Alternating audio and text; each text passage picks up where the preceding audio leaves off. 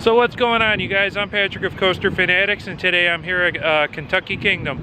I'll be riding the brand new Kentucky Flyer, just opened last month, as well as the other great coasters here at this park. They do have a small collection, but they're all pretty good for the most part.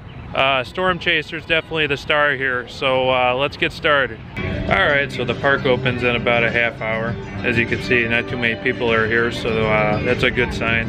It's a Saturday, so it's probably going to be pretty crowded, but we'll see. Hopefully most people stay in the water park, because it is like 90 degrees out right now.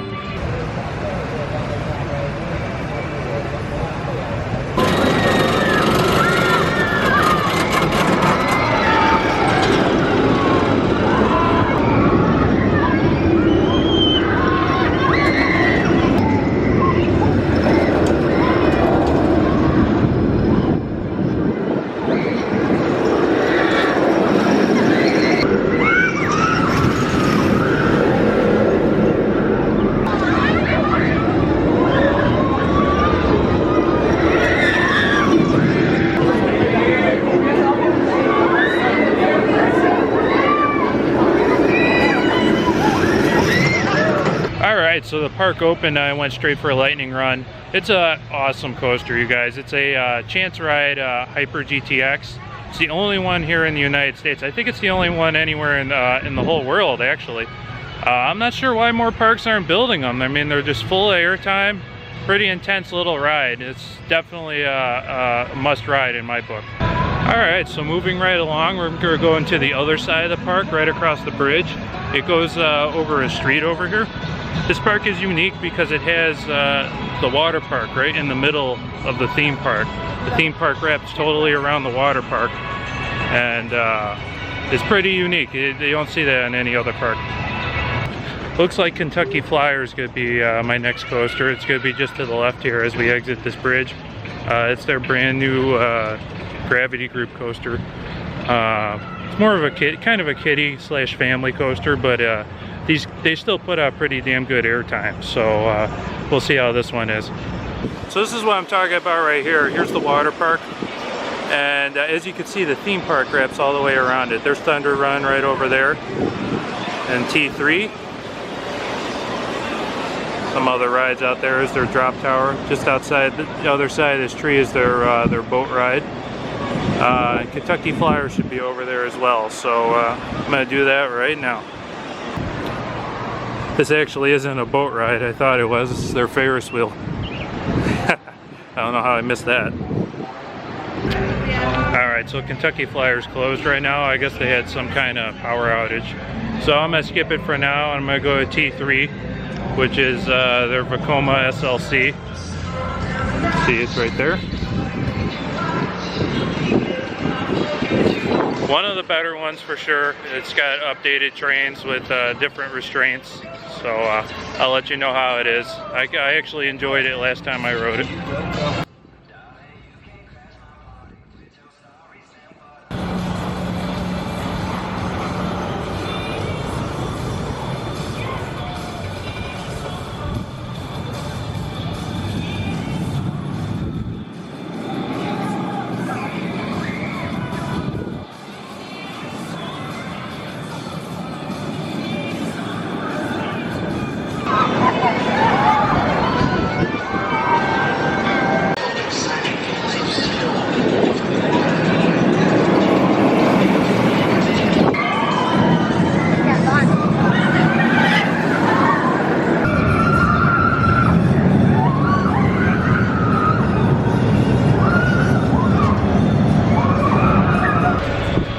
So I just got off at T3. It was not as good as I remember it being. I remember it being one of the better SLCs, but this one was very bumpy this time, and the restraints clamp down on your legs and make you can't wait until you get back into the station. So I'm not a fan of it at all. If I was you guys, I'd skip it unless you're looking for the credit.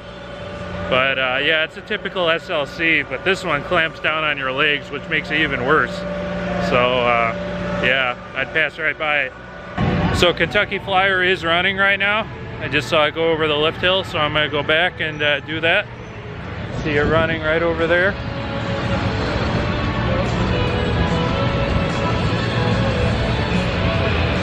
kind of slow actually. We'll see how it is. So I'm walking into queue right now. You can see they got these little signs here with vintage warplanes.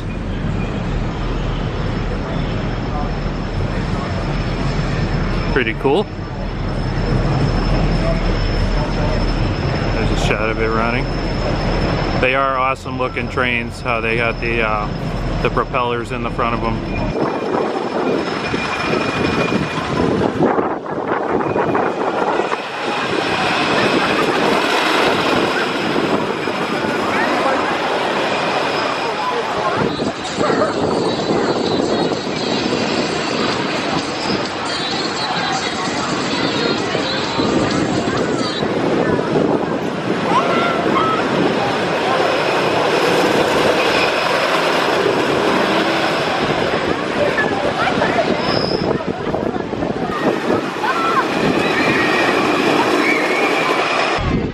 So I just got off of Kentucky Flyer. It was pretty good. I'd say it's definitely the weakest out of the smaller gravity group coasters that I've been on, such as Wooden Warrior and Switchback. I definitely put Switchback at the top of all three of those. But it still had solid airtime moments. Definitely a good first coaster for somebody just starting out, you know. And that's what it's made for. That's what it's perfect for. It's not meant to be super thrill-seeking or anything. So yeah, it's a good addition to the park. They definitely needed something smaller like this, but still thrilling. All right, so now that those are done, all I have left is Thunder Run and Storm Chaser, which I'm looking forward to Storm Chaser because when I rode it back in 2016, they were running different wheels on it, and it wasn't running quite as fast. So I hear it's much more intense these days, and I'm really looking forward to trying it. I haven't seen neither one go over its lift hill yet, so hopefully they're running. Luckily for me, as you guys can see, the park is pretty much empty. Everybody who's here is kind of on the lazy river and in the water park area. There's their super loop. It's called Eye of the Storm. Yeah, it's pretty good so far. Just gotta do these last two, and then I'm off to Dollywood. All right, we're coming up on Storm Chaser right now. As you can see, it's going over the hill right now. It's like 5 people on that train. It's unbelievable. A great coaster like this, there's like nobody on it.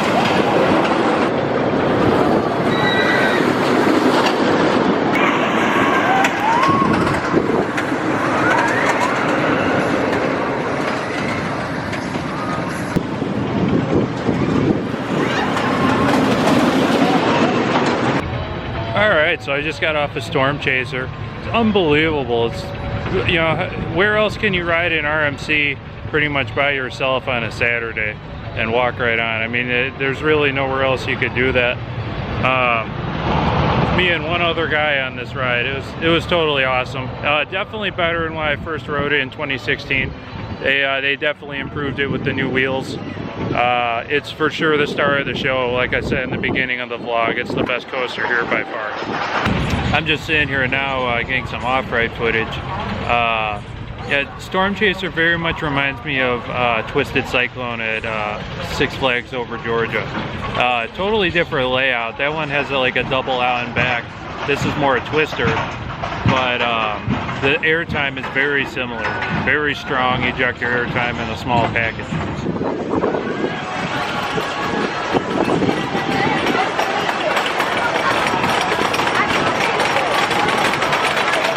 Alright, Alright, I'm in the entrance right now. I'm about to get on Thunder Run. I was just filming some off-ride footage, but this will be my last ride of the day here.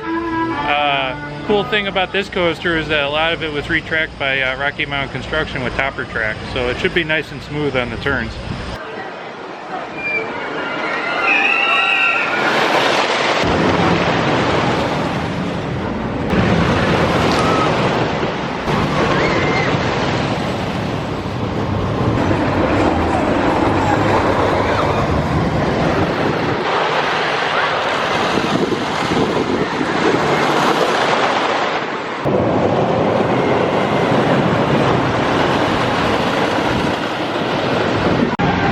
Okay, so I just got off of Thunder Run. Very solid coaster. A little bumpy on the bottom of the airtime hills, but the turns are butter smooth thanks to Rocky Mountain Construction with their topper track. It's a very solid coaster. I wouldn't say it's top 20 or anything, but it's still very good. Definitely worth riding, you guys.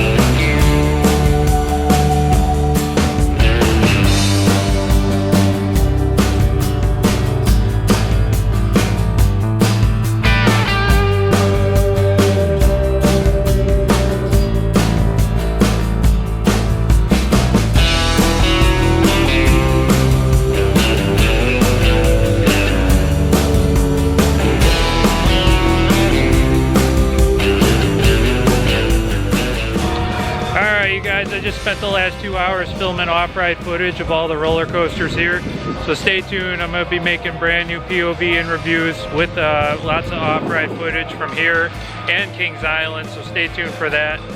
Thank you all for watching this video. That's going to conclude my day here. If you enjoyed the video, please smash that like button. Do leave your thoughts in the comment section, and if you're new around here, please subscribe. I'd really appreciate it.